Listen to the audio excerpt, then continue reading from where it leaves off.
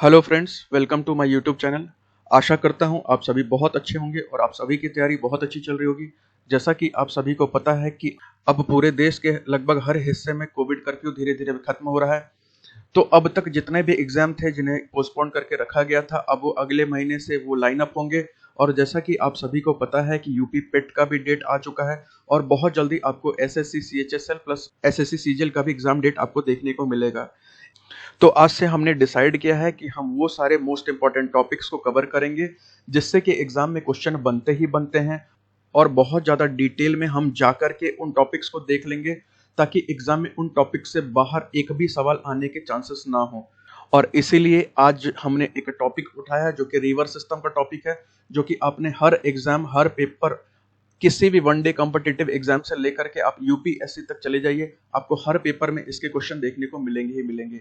अगर हम इंडिया के रिवर सिस्टम को तोड़ते हैं तो आपको उसमें बहुत सारे पार्ट्स देखने को मिल जाएंगे, जैसे कि इंडस रिवर सिस्टम है, गंगा रिवर सिस्टम है, ब्रह्मपुत्र रिवर सिस्टम है, पेनिनसुलर रिवर्स है जैसे कि प्रायद्वीपी नदियां हैं कुछ, कृष्णा हो गई, कावेरी, गोदावरी, और रिवर्स ऑफ प्लेन्स यानी कि मैदानी क्षेत्रों में बहने वाली नदियां हो गई, जैसे कि आपने नर्मदा का नाम सुना होगा, जैसे कि आपने महानदी का नाम सुना होगा, सुवर्ण रेखा का नाम सुना होगा। तो वो सब प्लेन्स में बहने वाली नदियां हो गई। तो इसीलिए आज हमने जो टॉपिक उठाया है वह इंडस रिवर सिस्टम है, जो कि सबसे कॉम्प्लिकेटेड सबसे पेचीदा रिवर सिस्टम है। अगर आप इंडस रिवर सिस्टम को समझ गए तो बाकी सबको समझने में बहुत आसानी हो जाएगी, क्योंकि कभी न कभी आप उन नामों को सुन रखे हैं। जैसे कि गंगा नदी से रिलेटेड लगभग लगभग आज की डेट में हर किसी के पास एटलीस्ट 50% इंफॉर्मेशन तो होगा ही होगा कि कौन सी नदी उसके ट्रिब्यूटरी है, कौन सी नदी उसकी सहायक नदी है, वो नदी कहाँ मिलती है, कहाँ जाती है। तो आज हम पहले बात कर लेते हैं इंडस रिवर सिस्टम पे, फिर हमारी जो अगली वीडियोस होगी वो Ganga river system, Brahmaputra, peninsular reverse पे और रिवर्स ऑफ प्लेन्स पे। तो चलिए हम स्टार्ट करते हैं इंडस रिवर सिस्टम, और इंडस रिवर सिस्टम में हम स्टार्ट करते हैं सिंधु नदी यानी कि इंडस रिवर से। अगर हम बात करें इंडस रिवर की, इंडस रिवर कहाँ से निकलती है? यहाँ पे एक पहाड़ है और ये तिब्बत वाला एरिया है। यहाँ से एक नदी निकलती है और यहाँ से वो इंडिया में एंटर करती है, और कुछ दूर जाने के बाद वो कुछ ऐसे होकर के और ऐसे होकर के पीओके में एंटर करने के बाद वो कहाँ चली जाती है भाई? पाकिस्तान में चली जाती है। और पाकिस्तान में कहाँ जाती है ये हम आपसे लास्ट में बात करेंगे, क्योंकि उसके लिए हमें और भी कुछ नदियां हैं जिनको हमें पाकिस्तान ले जाना पड़ेगा, फिर हम उन सभी नदियों को मिला देंगे। अगर हम इसके ओरिजिन की बात करें, उद्गम स्थल की, उद्गम स्थल, तो ये नदी कहां से निकलती है भाई? बोखरछू ग्लेशियर है, बोखरछू ग्लेशियर, बोखरछू ग्लेशियर, बोखरछू ग्लेशियर। और ये कहां पे है? ये कैलाश मानसरोवर के पास है, नियर कैलाश मानसरोवर, कैलाश मानसरोवर, कैलाश मानसरोवर के पास है।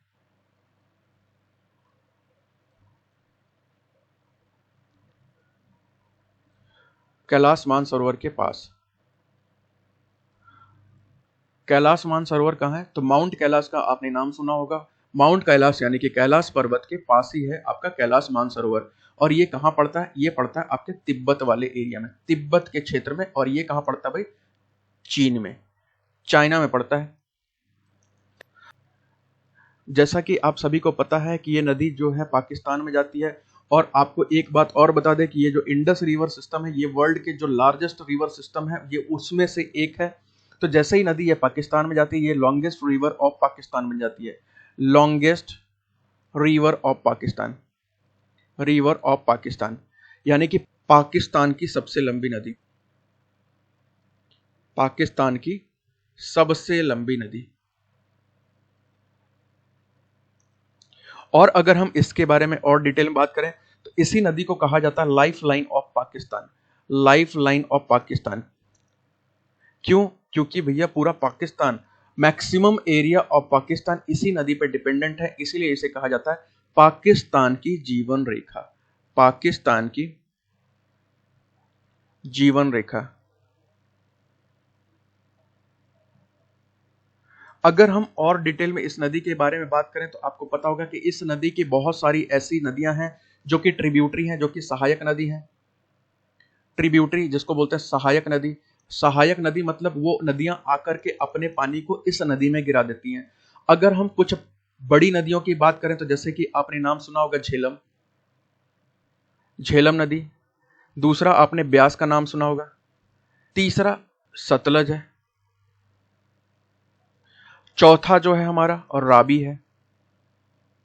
और पांचवा जो है हमारा चेनाब है। चिनाब या चेनाब दोनों बोलते हैं। प्लस इसके अलावा हम लोग और बात करें जो कि लेह लद्दाख वाले एरिया में कुछ नदियां हैं जो कि इसकी ट्रिब्यूटरी हैं। लेह लद्दाख वाले एरिया में जैसे कि जास्कर हो गया, जास्कर रिवर, जैसे कि श्योक हो गया, श्योक नदी, श्योक, ये हो गया जास्कर, ये हो गया श्योक। इसके अलावा कुछ नदियों की बात करें जो कि पाकिस्तान में जाकर के इसकी सहायक नदी बनती हैं, यानी कि वो कहीं ना कहीं पाकिस्तान से निकलती हैं और अपने पानी को उसी नदी में गिरा देती हैं। ये दोनों नदियां हैं, ये इंडिया की हैं। और एक नदी है शीगन, शीगन, गिलगित, गिलगित। उसके बाद आपका द्रास हो गया, द्रास, द्रास। ये जो नदियां हैं ये कहाँ की नदियां हैं भाई? पाकिस्तान की नदियां हैं जो कि किसकी सहायक नदी है भाई? इंडस रिवर यानी कि सिंधु नदी की सहायक नदी है। और एक नदी ऐसी है जिसका नाम है काबुल, काबुल रिवर, काबुल नदी, काबुल नदी, जो कि किसकी सहायक नदी है भाई? इंडस की। और आती कहां से? ये आती है आपके अफगानिस्तान से, अफगानिस्तान से, अफगानिस्तान से ये आती है और अपने पानी को इंडस यानी कि सिंधु नदी में पाकिस्तान में गिरा देती है। बट हम बात करते हैं अपने इन 5 बड़े नदियों के बारे में, झेलम, ब्यास, सतलज, रावी और चिनाब की। एक एक करके बात करते हैं डिटेल में कि ये नदियां हैं, कहां से निकलती हैं और इनके बारे में फैक्ट्स जो कि पेपर में पूछे जाते हैं। और थोड़ा सा डिटेल में चलेंगे, मैं पहले बता रहा हूं, थोड़ा सा डिटेल में चलेंगे। और डिटेल थोड़ा कुछ लोगों के लिए मुश्किल हो सकता है, तो आप इसके नोट्स बना लीजिएगा। जो सीरियसली कॉम्पिटिटिव एग्जाम की तैयारी कर रहे हैं, नोट्स बना लीजिएगा और थोड़ा सा उस नोट्स को 2 से 3 बार, एटलीस्ट 2 से 3 बार रिवाइज कर लीजिएगा, काम हो जाएगा।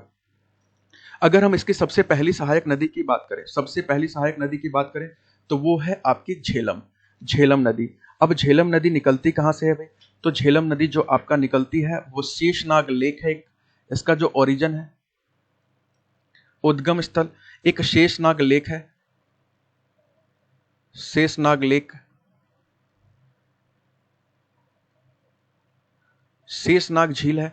और ये पड़ता कहाँ है भाई? वेरीनाग स्प्रिंग, वेरीनाग स्प्रिंग भी आपने सुना होगा, वेरीनाग स्प्रिंग, वेरीनाग स्प्रिंग। और ये कहां पड़ता है? ये आपका अनंतनाग डिस्ट्रिक्ट में पड़ता है, जम्मू एंड कश्मीर के अनंतनाग डिस्ट्रिक्ट, अनंतनाग डिस्ट्रिक्ट। और ये कहां का है? जम्मू एंड कश्मीर का, जम्मू एंड कश्मीर का अनंतनाग जो जिला है जम्मू का।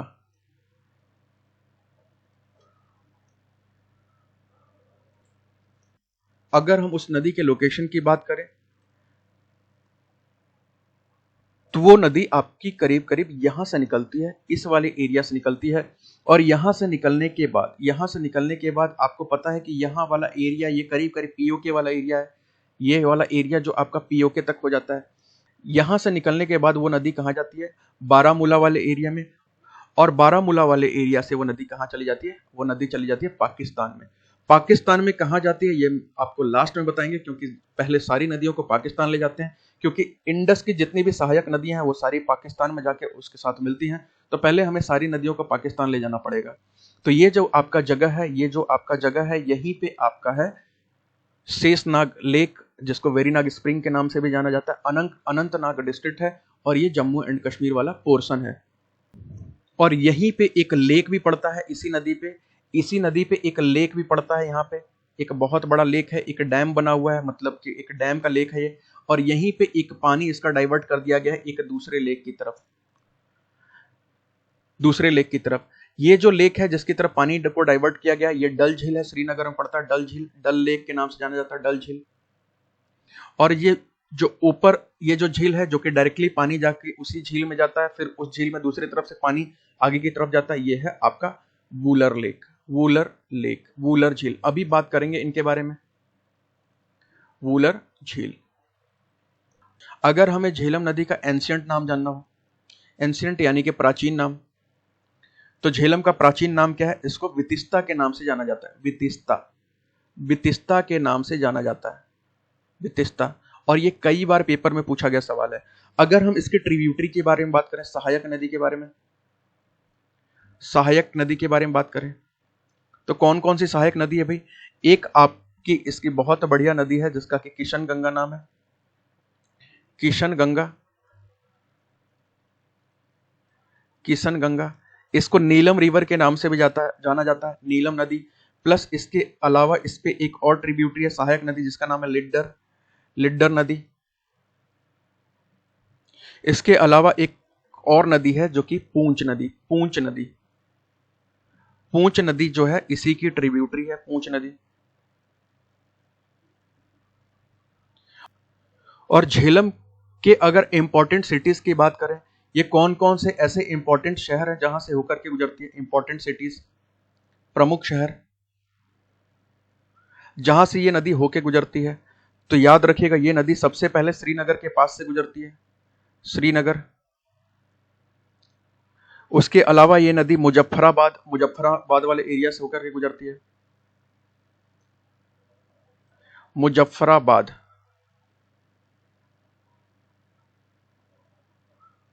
उसके अलावा ये नदी बारामूला से होकर गुजरती है, अभी मैंने बताया आपको मैप पे, बारामूला।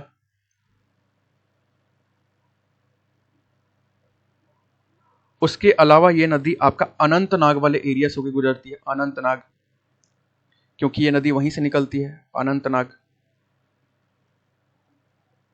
उसके बाद आपका ये नदी सोपोर वाले एरिया से भी होकर गुजरती है, सोपोर, सोपोर। अगर हम इसके डैम्स के बारे में बात करें, इस पे कुछ इंपॉर्टेंट डैम्स हैं जो कि बने हुए हैं, जो कि कुछ प्रोजेक्ट ऐसे हैं जो कि इसी नदी पे बने हुए हैं या इसकी सहायक नदियों पे। हम बांध की बात कर रहे हैं, तो एक है इसी नदी पे बना हुआ किशन गंगा प्रोजेक्ट, किशन गंगा, किशन गंगा प्रोजेक्ट, जो कि मैंने बताया था कि ये एक्चुअल में है किशन गंगा नदी पे, जिसको हम नीलम नदी के नाम से जानते हैं। बट ये जो किशन गंगा नदी है वो ट्रिब्यूटरी किसकी, वो किसकी सहायक नदी है? झेलम की। इसीलिए हम इस प्रोजेक्ट को झेलम के प्रोजेक्ट में अंदर रखते हैं। इसका नाम है किशन गंगा परियोजना, किशन गंगा परियोजना, किशन गंगा परियोजना। और यहीं पे अगर हम एक डैम की और बात करें, तो इसी पे एक और डैम बना हुआ है जिसका नाम है Tulbul dam, Tulbul dam, Tulbul dam.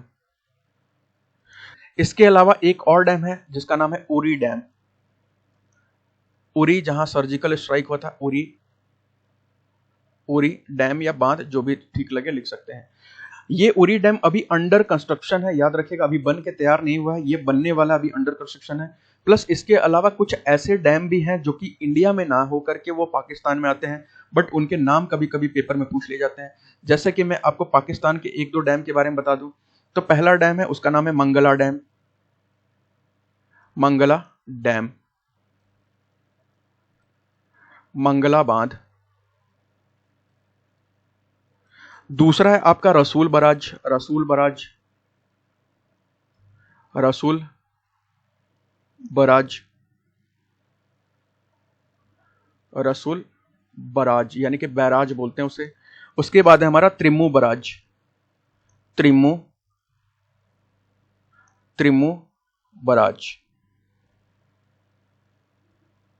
त्रिम्मू barrage.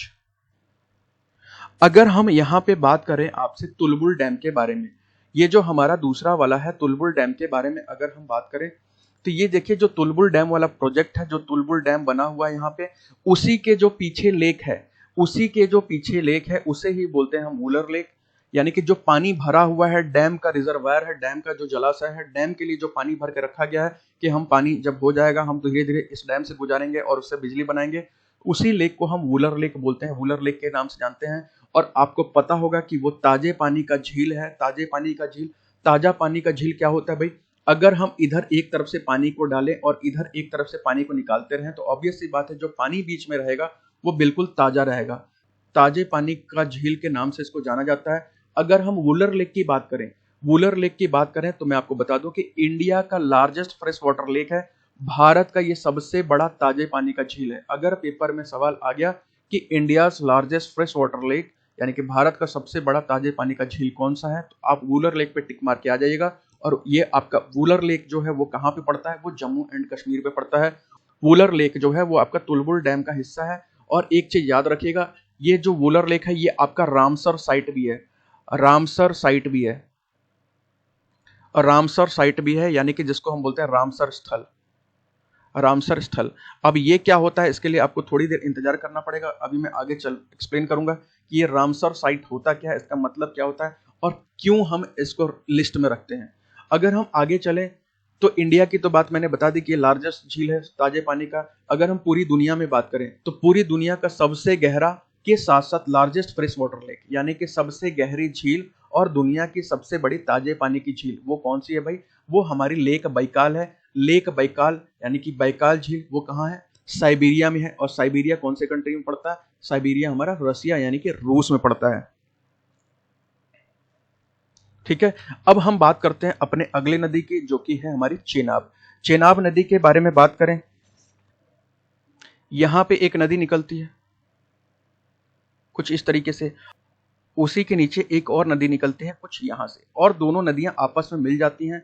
और ये करीब करीब कुछ दूर ऐसे चलती है और फिर उसके बाद ये नदी क्या करती है भाई, ये नदी आपकी चली जाती है पाकिस्तान में।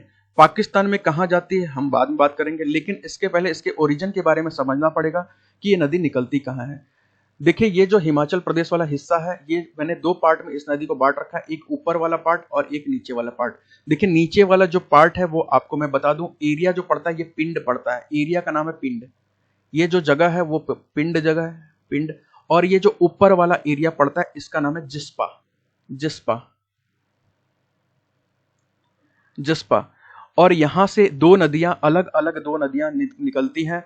अगर मैं पिंड से बात करूं तो यहां से एक नदी निकलती है, यानी कि चंद्रताल है। यहाँ पे एक ताल है, एक लेक है जो कि चांद के जैसा कुछ इस तरीके का बना हुआ है, इसीलिए इसको बोलते हैं चंद्रताल।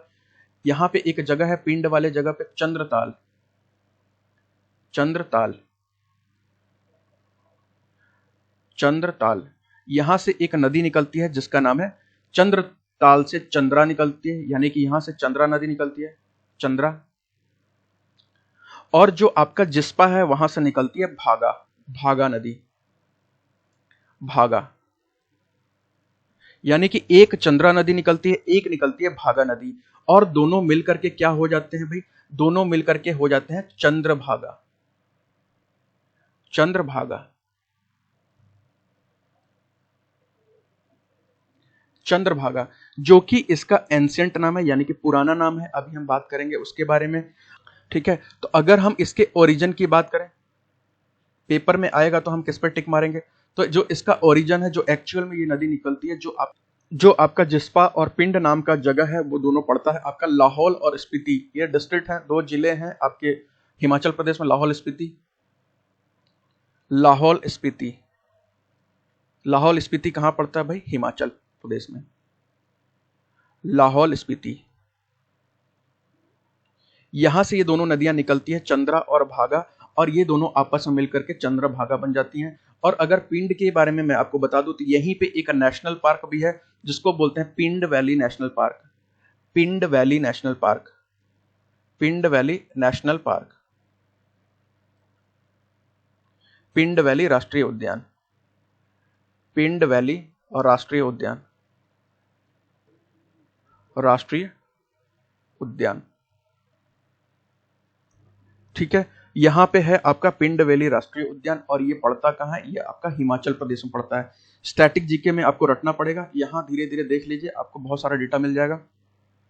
उसके बाद हम चिनाब नदी के बारे में और ज्यादा आगे चले। ओल्ड नेम कभी कभी पूछा जाता है कि इस नदी का जो है पुराना नाम क्या है, ओल्ड नेम यानी कि पुराना नाम। तो इस नदी का जो पुराना नाम है उसको चंद्रभागा के नाम से जाना जाता है। मैंने अभी आपको बताया चंद्रभागा, चंद्रभागा, चंद्रभागा। और उसके बाद हम एंशिएंट नेम की बात करें, इसके एंशिएंट नेम यानी कि प्राचीन काल में इसको किस नाम से बुलाया जाता था भाई, प्राचीन नाम। इस नदी का जो प्राचीन नाम है वो अक्सिनी के नाम से बुलाया जाता था। अक्सिनी, अक्सिनी। अगर हम इस पे डैम की बात करें कि इस पे कौन कौन से ऐसे इंपॉर्टेंट डैम बने हैं या बांध बने हुए हैं, तो सबसे पहले हमारा जो डैम आता है वो है आपका बगलीहार प्रोजेक्ट। आपने नाम सुना होगा, Baglihar project, Baglihar dam project, जिसको बोलते हैं बगलीहार बांध परियोजना, बांध परियोजना। उसके बाद हम दूसरे नंबर पर डैम की बात करें तो एक इसी पे है सलाल डैम, सलाल, सलाल डैम, सलाल। और ये सलाल आपका कहाँ है भाई? सलाल बांध, सलाल बांध आपका पड़ता है जम्मू एंड कश्मीर वाले एरिया में। और ये आपका जो प्रोजेक्ट है बगलीहार प्रोजेक्ट, ये कहाँ पड़ता है? ये भी आपका जम्मू एंड कश्मीर में पड़ता है। उसके बाद एक और इंपॉर्टेंट डैम जो है इसी नदी पे बना हुआ है, जिसका नाम है दुलहस्ती डैम, दुलहस्ती डैम, दुलहस्ती बांध। और ये भी कहां बना है? ये भी जम्मू एंड कश्मीर बना हुआ है। यानी कि बगलीहार, सलाल और दुलहस्ती, ये तीनों के तीनों डैम चिनाब नदी पे और कहां बने हुए हैं? ये बने हैं तीनों के तीनों जम्मू एंड कश्मीर में। अब हम चलते हैं अपनी अगली नदी यानी कि रावी नदी के बारे में। और रावी नदी कहां से निकलती है? रावी नदी निकलती कहां से है? तो रावी नदी जहां से निकलती है उस जगह का नाम आपको पता है कि इसका जो ओरिजिन होता है वो होता है कहाँ? बारा भंगाल नाम का जगह है हिमाचल प्रदेश में। बारा भंगाल, बारा भंगाल, बारा भंगाल। और ये पड़ता कहाँ है भाई? चंबा डिस्ट्रिक्ट, आपने सुना होगा चंबा डिस्ट्रिक्ट, चंबा डिस्ट्रिक्ट, चंबा जिला। और ये कहाँ पड़ता है? ये पड़ता है हिमाचल प्रदेश में। अगर मैं आपको मैप में दिखा दूं तो ये नदी कहाँ निकलती है? ये नदी निकलती है आपकी करीब करीब, आप यहां से मान के चलिए, यहां से ये नदी कुछ इस तरीके से निकलती है कि जाती है, पहले हल्का सा बॉर्डर टच करती है जम्मू एंड कश्मीर का, और फिर वहां से ये कहां चली जाती है? यहां से ये पाकिस्तान की ओर चली जाती है। और पाकिस्तान में कहां जाती है? मैंने आपको बताया था कि आपको थोड़ी देर इंतजार करना पड़ेगा। मैं अभी आपको एक्सप्लेन करूंगा कि ये जो सारी नदियां पाकिस्तान में जा रही हैं, ये पाकिस्तान में जाकर के कहां पे मिलती हैं। ये नदी कहां से निकलती है? बारा भंगाल, चंबा डिस्ट्रिक्ट। चंबा डिस्ट्रिक्ट कहां पड़ता है? ये आपका पड़ता है हिमाचल प्रदेश में। अगर हम इसके एंशिएंट नाम के बारे में बात करें, एंशिएंट नाम यानी कि प्राचीन नाम, एंशिएंट नेम यानी कि इस नदी के प्राचीन नाम के बारे में बात करें तो इस नदी का जो प्राचीन नाम है उसको हम ईरावती बोलते हैं। ईरावती, ईरावती। प्लस इसके अलावा इसका एक और नाम है जिसको हम पुरुषुनी नाम से भी जानते हैं। पुरुषुनी, पुरुषुनी। तो दो इसके प्राचीन नाम है, एक ईरावती और एक पुरुषुनी। और इसी नदी पे एक दो डैम भी बनते हैं, अभी उसकी बात कर लेते हैं। यहाँ डैम का भी कुछ इस तरीके का स्ट्रक्चर बनता है, यहाँ पे लेक तरीके का बनता है। अभी वो क्या बनता है उसकी बात कर लेते हैं। देखिए सबसे पहले अगर हम इस पर डैम की बात करें, कौन कौन से बांध बने हैं इस पे? इस नदी पे जो सबसे पहला बांध बना हुआ है जिसका नाम है थीन डैम, थीन डैम, थीन बांध। बहुत कम लोग होते हैं जिसको थीन नाम से जानते हैं। इसको रंजीत सागर डैम भी बोला जाता है। रंजीत सागर डैम, रंजीत सागर डैम, रंजीत सागर बांध। ठीक है। और ये रंजीत सागर बांध जो है ये कहां पे है? ये आपका पंजाब में है। पठानकोट वाला एरिया आपको पता होगा, वहीं पे ये डैम पड़ता है।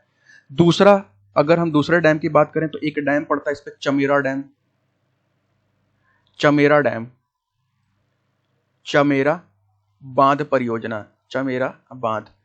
और ये कहां पड़ता है चमेरा? आपका ये पड़ता है हिमाचल प्रदेश में। और तीसरा एक और बांध पड़ता है इस पे जिसका नाम है शाहपुर कंडी, शाहपुर कंडी, शाहपुर कंडी प्रोजेक्ट, शाहपुर कंडी, शाहपुर कंडी परियोजना। शाहपुर कंडी कहां पे पड़ता है? ये जम्मू कश्मीर में, जगह का भी नाम है शाहपुर कंडी, जम्मू एंड कश्मीर में। तो इसके एक बांध पंजाब में, एक बांध हिमाचल प्रदेश में, एक बांध जम्मू कश्मीर में, क्योंकि हल्का हल्का ये तीनों स्टेट में नदी जाती है। मैंने बताया था कि जम्मू एंड कश्मीर में भी हल्का सा टच करती है और फिर ये पंजाब के रास्ते ये बाहर चली जाती है। आगे अगर हम रंजीत सागर डैम को देखें, रंजीत सागर जो डैम प्रोजेक्ट है अगर उसको देखें, तो जो डैम वाला हिस्सा है जिसको हम थीन डैम बोलते हैं यानी कि रंजीत सागर डैम बोलते हैं, उसके पीछे जो रिजर्वायर है, उसके पीछे जो रिजर्वायर है यानी कि पानी जहां पे भर के रखा गया है, उसे हम बोलते हैं रंजीत सागर रिजर्वायर, रंजीत सागर जलाशय। याद रखिएगा, ये जो रंजीत सागर जलाशय है, रंजीत सागर रिजर्वायर है, कौन से डैम का हिस्सा है? तो ये आपका थीन डैम का पार्ट है, जिसको हम रंजीत सागर डैम के नाम से भी जानते हैं। अब हम चलते हैं अपनी अगली नदी पे, जो कि है ब्यास नदी। ब्यास नदी बहुत फेमस नदी है। अगर हम ब्यास नदी के बारे में बात करें तो ये कहां से निकलती है भाई?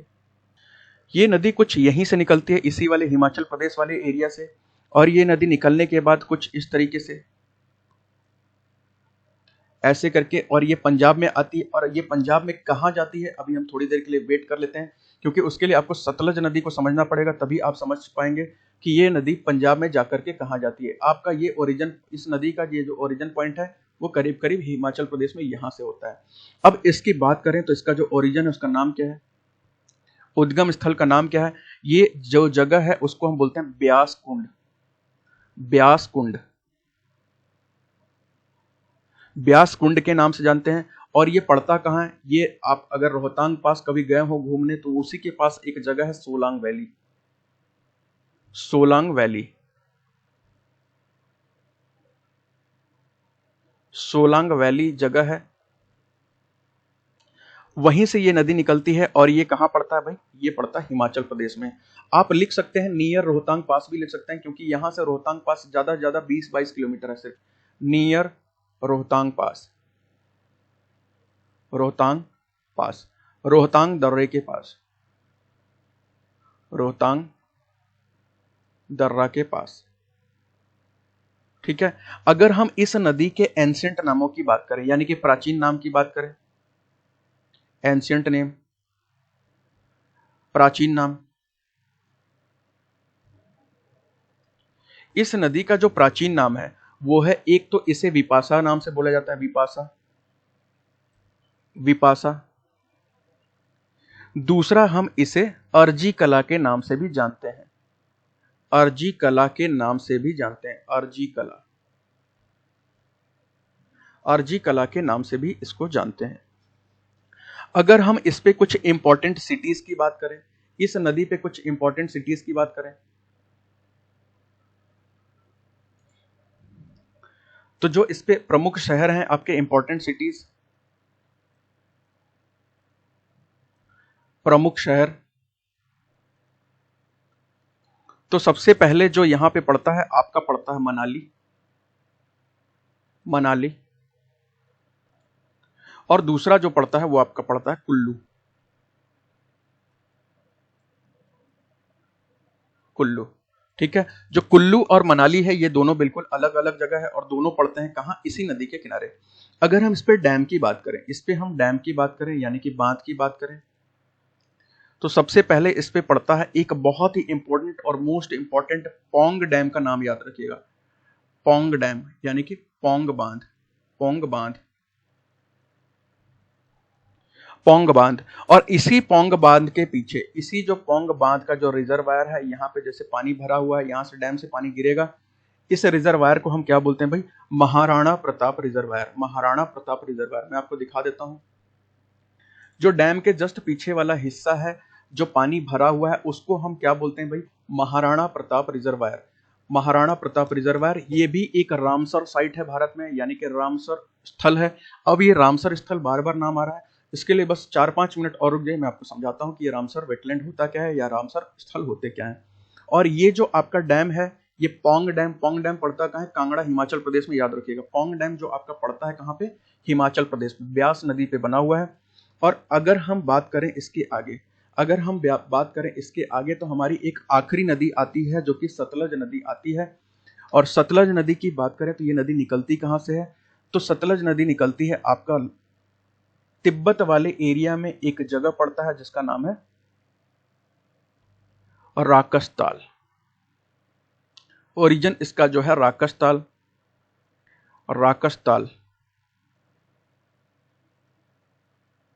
और राकस ताल के बारे में मैं आपको बता दूं तो यहां से एक नदी निकलती है जो कि करीब करीब तिब्बत की तरफ चली जाती है। यहां से एक नदी निकलती है जो कि करीब करीब तिब्बत की तरफ चली जाती है। और आपने कहीं ना कहीं उस नदी का नाम सुना होगा जिसको लांगकेन जांगबो भी बोलते हैं। लांगकेन, लांगकेन नाम से जाना जाता है, जांगबो भी बोलते हैं, लांगकेन जांगबो।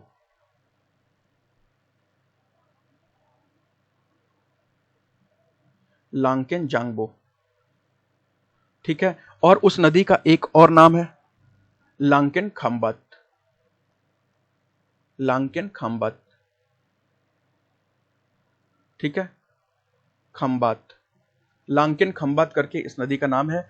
वो क्या है, राकस ताल से निकलती है और वो नदी तिब्बत की तरफ चली जाती है और यहीं से उसकी डिस्ट्रीब्यूटरी हो गई है, यानी कि वित्तरिका हो गई है। वो नदी टूट करके अलग निकल गई है और वो हमारे इंडिया की तरफ कुछ इस तरीके से आ गई है। यानी कि सतलज नदी जो है एग्जैक्टली कोई नदी नहीं है, लांगकेन जांगबो नाम की एक नदी है, उसी की ये डिस्ट्रीब्यूटरी, यानी कि वो नदी टूट गई है, एक जगह से दो हिस्सों में बट गई है, यानी कि ये डिस्ट्रीब्यूटरी हो गई है। जब दो नदियां मिलती हैं आपस में तो उसको हम बोलते हैं ट्रिब्यूटरी। जब दो नदियां आपस में टूटती हैं, अलग अलग होती हैं, तो उसको हम बोलते हैं डिस्ट्रीब्यूटरी, जिसको हम बोलते हैं वित्तरिका हो गई है। और ये फिर आती है नदी कहाँ, हिमाचल प्रदेश, और हिमाचल प्रदेश के बाद ये नदी कहाँ आती है, पंजाब वाले एरिया में आती है, जहां हमने एक नदी को ऑलरेडी रोक के रखा है जिसका नाम है ब्यास। ब्यास को भी हमने यहीं पे रोक के रखा है, तो इसको भी हम यहीं रोक देते हैं।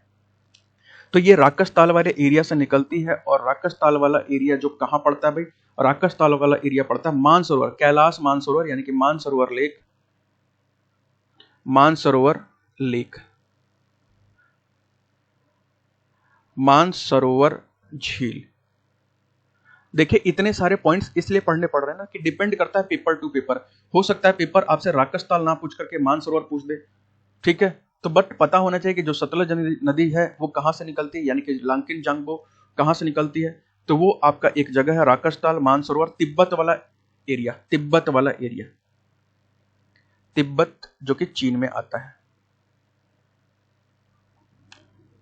चीन का कहीं ना कहीं हिस्सा है, तो चाइना भी लिख लीजिएगा, चीन। और मैं आपको बता दूं तो ये जिस यहां से एंटर करती है ना, यहाँ पे एक दर्रा पड़ता है, यहाँ पे एक दर्रा पड़ता है। दर्रा क्या होता है, अभी बस बेसिक बेसिक समझिए कि दो पहाड़ों के बीच में एक जाने का जो रास्ता होता है, जो आपने मूवीज में भी बहुत सारा देखा होगा, दोनों साइड पहाड़ है और बीच से बाइक पे बैठ के जा रहे हैं, तो उसी टाइप की जगह को हम क्या बोलते हैं, दर्रा। तो यहाँ से पेपर में एक बहुत ही बढ़िया सवाल बनता है कि जो सतलज नदी है वो इंडिया में कौन से दर्रे के द्वारा अंदर आती है, मतलब कौन से दर्रे का इस्तेमाल करके वो भारत में प्रवेश करती है। तो याद रखिएगा उस जो दर्रे का नाम है, उस पास का नाम है, उस पास का क्या नाम है, शिपकिला पास, शिपकिला पास, शिपकिला पास, शिपकिला पास, शिपकिला दर्रा, शिपकिला दर्रा।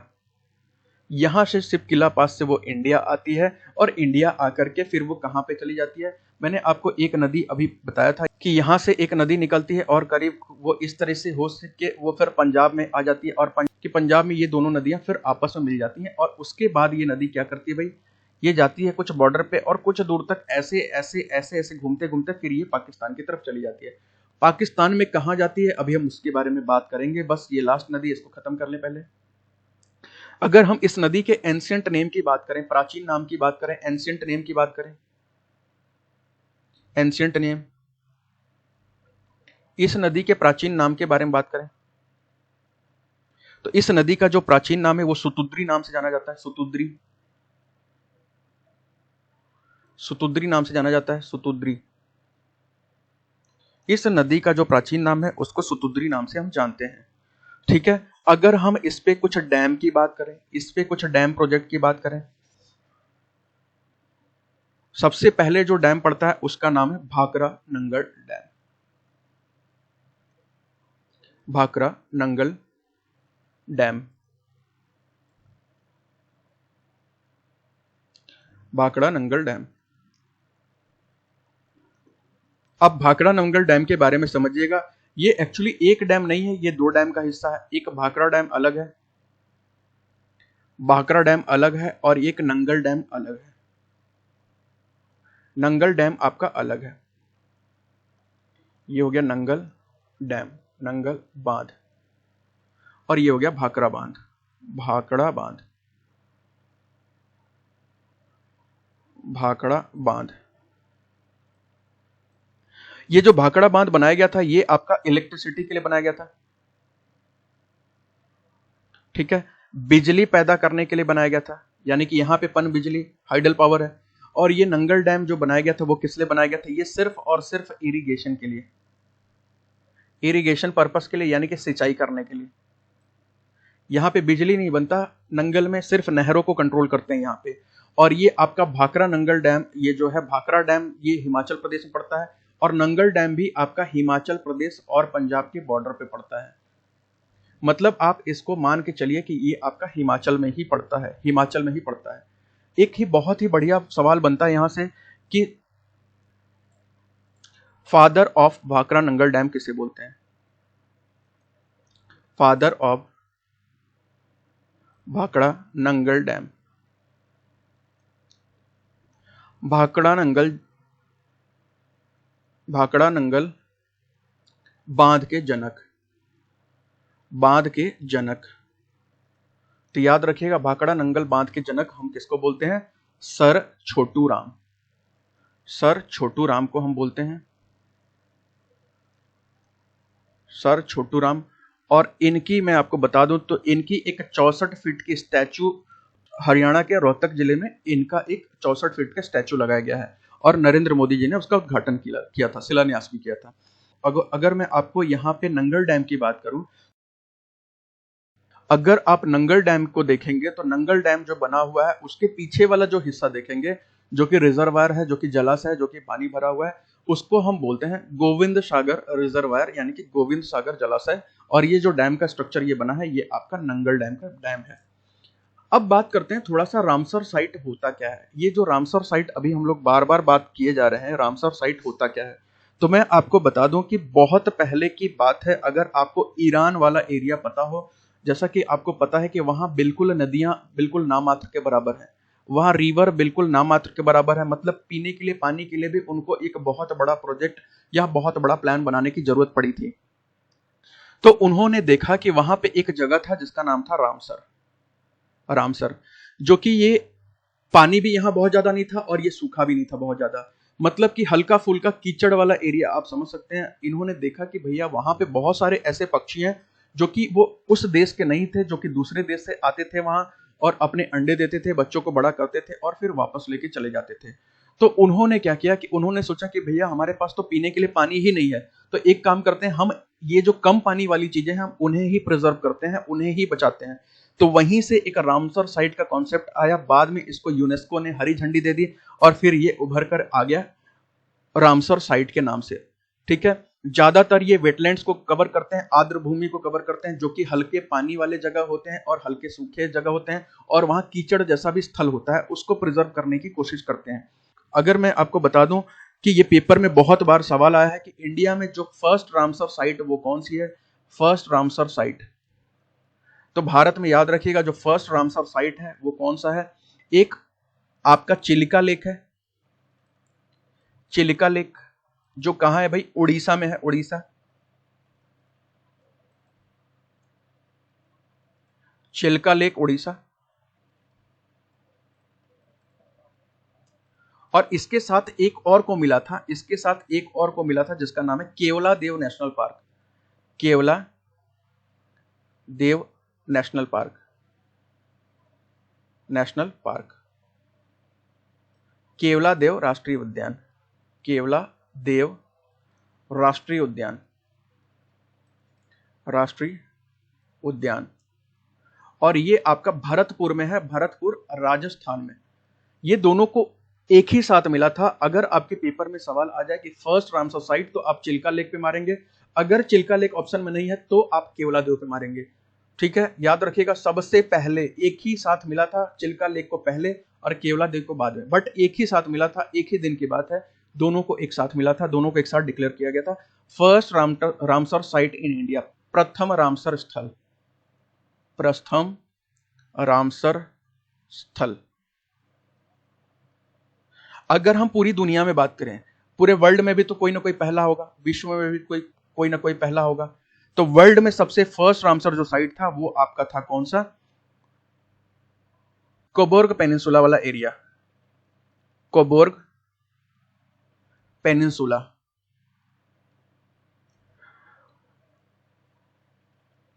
कोबोर्ग कोबोर्ग प्रायद्वीप। और ये कहां पड़ता है कोबोर्ग प्रायद्वीप? ये पड़ता है आपको ऑस्ट्रेलिया में, ऑस्ट्रेलिया में। यहां पे सबसे पहला रामसर साइट बनाया गया था जिसका नाम था कोबोर्ग पेनिनसुला, यानी कि कोबोर्ग प्रायद्वीप को सबसे पहला रामसर साइट बनाया गया था। अगर हम बात करें आज के डेट में इंडिया में टोटल कितने हैं, तो इंडिया में टोटल जो रामसर साइट हैं उनकी संख्या है 42 अभी लेटेस्ट अपडेटेड। और इंडिया में ऐसा कौन सा स्टेट है जहां पे maximum number of Ramsar site है, यानी कि ऐसा कौन सा राज्य है जहां पे सबसे ज्यादा रामसर स्थल है, तो उसका नाम याद रखिएगा, वो है आपका उत्तर प्रदेश। और 8 रामसर साइट्स वहां अकेले उस स्टेट में है। अब हम बात करते हैं, अभी मैंने बताया कि एक नदी है ब्यास नदी, उसको भी मैंने पंजाब में लाके छोड़ा था। एक नदी है सतलज नदी, उसको भी मैंने पंजाब में लाके छोड़ा था, सतलज। अब ये दोनों जिस जगह पे मिलेंगे ना, वहां पे एक वेटलैंड टाइप का बना हुआ है, यानी कि यहाँ पे एक आर्द्रभूमि बना हुआ है जिसका नाम आपको पता होगा, जगह का नाम हरिके है, और उसी जगह के नाम से हरिके पत्तन वेटलैंड, हरिके पत्तन आर्द्रभूमि। और याद रखिएगा ये कहां है, पंजाब में, क्योंकि मैंने दोनों नदियों को अभी पंजाब लाके छोड़ा है। तो ये दोनों नदियां वहां पे क्या होता है, आपस में मिल जाती हैं, और फिर ये नदी आगे निकल जाती है। किस नाम से भाई? ब्यास का नाम यहाँ पे खत्म हो जाता है, आगे इस नदी का नाम सतलज ही होता है, सतलज ही होता है। और मैं आपको बता दूं कि यहीं से एक नहर भी निकली है, अगर आपको पता हो, यहीं से एक नहर भी निकली है जिसका नाम है राजस्थान नहर, या हम उसको इंदिरा गांधी कैनल, इंदिरा गांधी नहर के नाम से भी जानते हैं। तो देखिए ये जो है आपका हरिके पत्तन वाला एरिया है, हरिके पत्तन वेटलैंड, हरिके पत्तन आर्द्रभूमि, ये आपका पंजाब में है। और ये भी एक रामसर साइट है। रामसर साइट के 42 नाम याद रखिएगा, क्योंकि पेपर में अभी हिट लिस्ट की तरह सवाल आ रहे हैं। और इसके बाद मैंने आपको बताया कि यहाँ पे बहुत सारे अलग अलग प्रजाति के जानवर हैं जो कि आते हैं अंडे देने, और फिर अपने बच्चों को बड़ा करते हैं, और फिर यहाँ से वापस लेके चले जाते हैं। यहाँ पे एक सबसे बढ़िया इकोसिस्टम बन जाता है, जिसकी वजह से कि कुछ जानवर भी होते हैं, कुछ पक्षियां भी होती हैं। और यहीं से मैंने बताया कि हरिके पत्तन वेटलैंड के थोड़ा सा आगे जाएंगे तो वहीं पे आपका एक कैनाल, एक नहर गई हुई है, जो कि इंदिरा गांधी नहर या इंदिरा गांधी कैनल के नाम से भी जानी जाती है, जिसका पुराना नाम था राजस्थान कैनल के नाम से जानते थे। वो आपके हरिके पत्तन से लेकर के, यहां से हरिके पत्तन से ये निकलती है, और कहां तक जाती है भाई? यहां से ये नहर निकलती है, और बॉर्डर ये करीब करीब नहर कुछ यहां तक जाके, और बिल्कुल रेगिस्तान में ये नहर फिर खत्म हो जाती है। हरिके से निकलती है, मैंने बताया हरिके जहां से ये नहर निकलती है उस जगह का नाम है हरिके पत्तन वेटलैंड है वहीं पे। और जहां तक जाती है वो मैं आपको बता दूं, एक गुंजनगढ़ गांव है, गुंजनगढ़ गांव जैसलमेर में, गुंजनगढ़ है यहाँ पे, गुंजनगढ़, गुंजनगढ़। और ये कहां पड़ता है? ये जैसलमेर में, जैसलमेर। और ये कहां पड़ता है भाई? राजस्थान में। यहां पे ये नहर आके खत्म हो जाती है। गुंजनगढ़ वाला जो एरिया पड़ता है ये थार रेगिस्तान का क्षेत्र है, जहां पे ये नहर आके खत्म हो जाती है। थार डेजर्ट, थार रेगिस्तान, थार रेगिस्तान। ये एक इंजीनियर थे जो कि इंडिया और पाकिस्तान विभाजन से पहले की बात है, उन्होंने डिसाइड किया था कि भैया जहां तक सूखा पड़ा हुआ है राजस्थान में, जहां तक रेगिस्तान है, हम उस रेगिस्तान में भी पानी पहुंचाएंगे। और उन्होंने ऐसा एक प्रोजेक्ट बनाया था राजस्थान कैनल के नाम से, जिसको कि मैं आपको बता दूं, इसका नाम पहले राजस्थान कैनल ही था। और करीब करीब ये कैनल आपका 1952 में स्टार्ट हुआ था, 1952 में इसको शुरू किया गया था। और इसकी जो लंबाई है वो 650 किलोमीटर है, 650 किलोमीटर लंबा ये कैनल है, 650 किलोमीटर लंबी नहर है। इसका नाम पहला राजस्थान कैनल के नाम से इसको जाना जाता था। लेकिन आपको पता हो कि 31 अक्टूबर 1984 को क्या हुआ था? इंदिरा गांधी का एसेसिनेशन हुआ था। पीएम जो थी हमारे देश की, पीएम इंदिरा गांधी,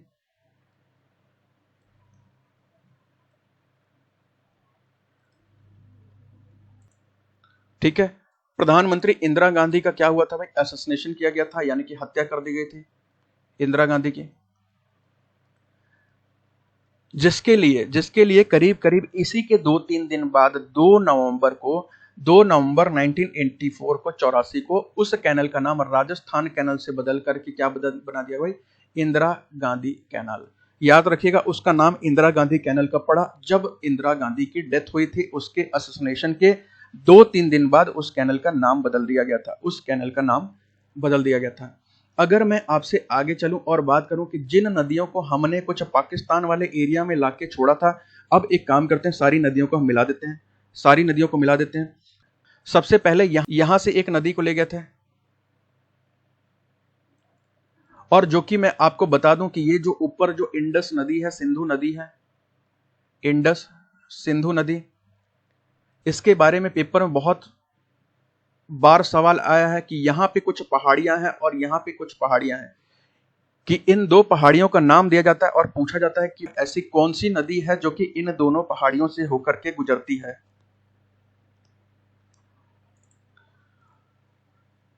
तो ये जो ऊपर वाली पहाड़ियां हैं इसको हम बोलते हैं जास्कर रेंज, जास्कर रेंज, जास्कर पर्वत श्रृंखला, जास्कर पर्वत श्रृंखला।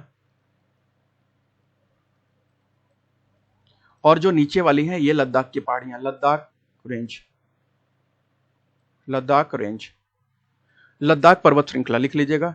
और ये नदी फिर कहां जाती है, ये नदी पाकिस्तान में फिर आगे जाते जाते अरेबियन सी में, अरब सागर में फिर जाकर के ये नदी मिल जाती है, कुछ डेल्टा टाइप का चीज बनाती है। क्या होता है अगली वीडियो में बात करेंगे। और यहां पे फिर मैंने आपको बताया था कि एक नदी को हमने यहां से स्टार्ट किया था, यहां से स्टार्ट किया था, और फिर हम उसको ले गए थे कहां पे, हम उसको ले गए थे पाकिस्तान में, जिसका नाम झेलम मैंने बताया था आपको। फिर उसके बाद मैंने आपको एक और नदी बताया था जो कि हिमाचल प्रदेश वाले एरिया से निकलती है वो नदी, और कुछ इस तरीके से जा करके और यहां पे जा करके फिर कहां चली जाती है, वो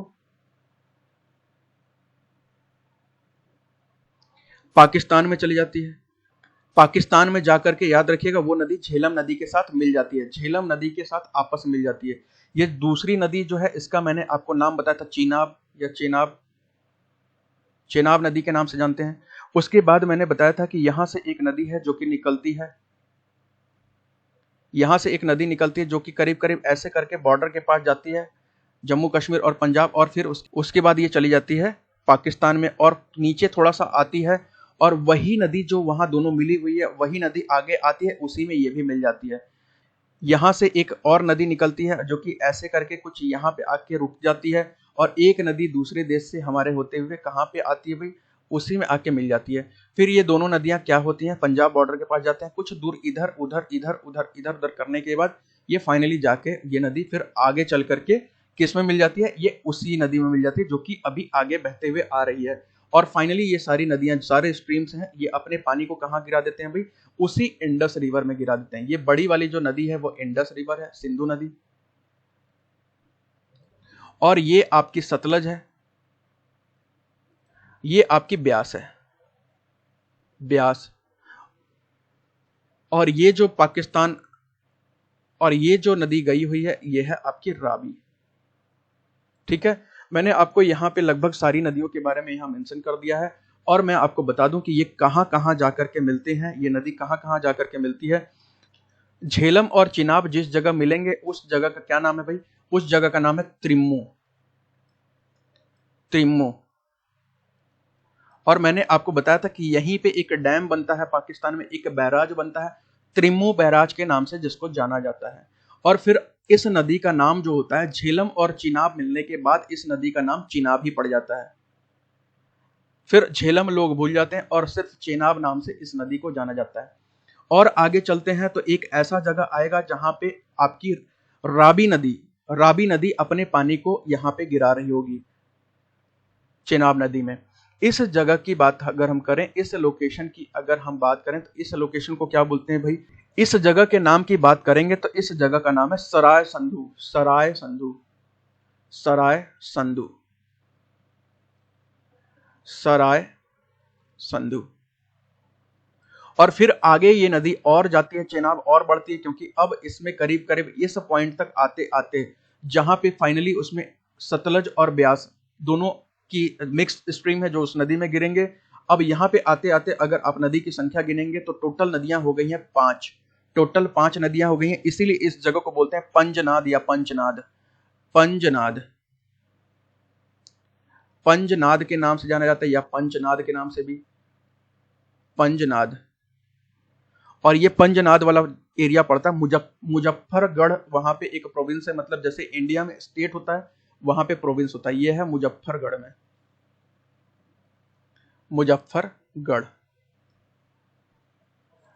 मुजफ्फरगढ़, ठीक है। और फाइनली ये जो पांचों स्ट्रीम है ये आपस में चेनाब जाकर के इंडस में गिर जाती है, और यहाँ पे इस लोकेशन का नाम है, पेपर में पूछा गया कई बार सवाल है कि ये जो 5 रिवर्स जो कि पंजाब की हैं वो जाकर के इंडस रिवर में पाकिस्तान में पानी कहाँ गिराती हैं, तो उस जगह का नाम है मिथानकोट, मिथानकोट, मिथानकोट, मिथानकोट। और ये भी पाकिस्तान में जगह पड़ता है। हम पूरी की पूरी नदियों के बारे में पाकिस्तान में समझ रहे हैं। और इसके बाद ये जो नदी है इंडस नदी यानी कि सिंधु नदी, ये अपने पानी को कहां, अरब सागर में ले जाकर के गिरा देती है। और इस नदी को लेकर के हमारा बहुत सारा डिस्प्यूट है, हमारे साथ बहुत सारा विवाद भी हुआ है इंडिया पाकिस्तान का। थोड़ी सी उनकी बातचीत कर लेते हैं तो ये हमारा टॉपिक पूरी तरह से खत्म हो जाएगा। तो हम थोड़ा सा चलते हैं पीछे। आपको 1948 वाला टाइम पता होगा कि जब पीओके पे कब्जा कर लिया था, पाक ऑक्युपाइड कश्मीर बना लिया था, एक जगह कश्मीर वाला हिस्सा उस पर पीओके बना लिया था, अपना कैप्चर कर लिया था, यानी कि युद्ध विराम लग गया था और वो वाला हिस्सा कहीं ना कहीं पाकिस्तान के हाथों में चला गया।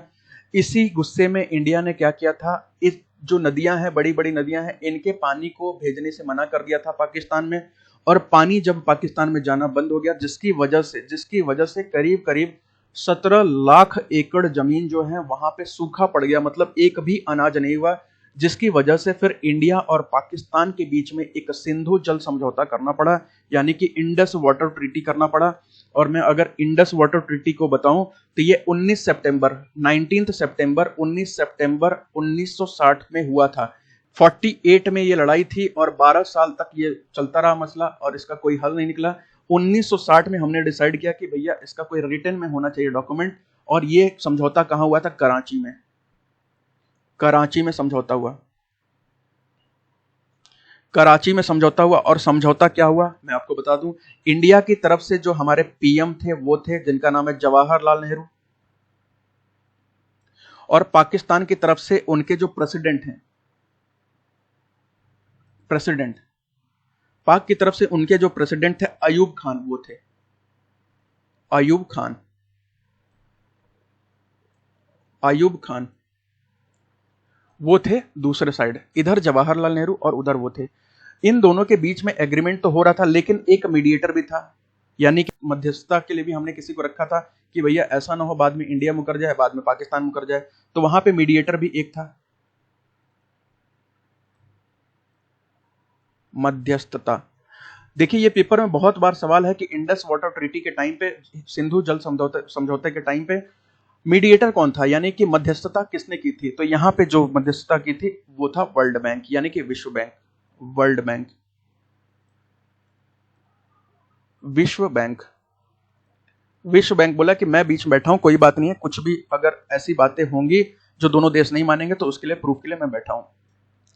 अब सिंधु जल समझौता में हुआ क्या था, इंडस वाटर ट्रीटी में हुआ क्या था, तो इन्होंने बोला कि भाई साहब ये जो बहुत सारी नदियां हैं पाकिस्तान में आती हैं इंडिया की तरफ से, तो ये पानी रोक लेते हैं। तो यहां पे इन्होंने एक एग्रीमेंट किया कि भैया जो इंडस, झेलम और चेनाब है, ऊपर की 3 नदियां हैं, इंडस, झेलम और चिनाब, जो ऊपर की 3 नदियां हैं उसका अधिकार पाकिस्तान को दे दिया जाए।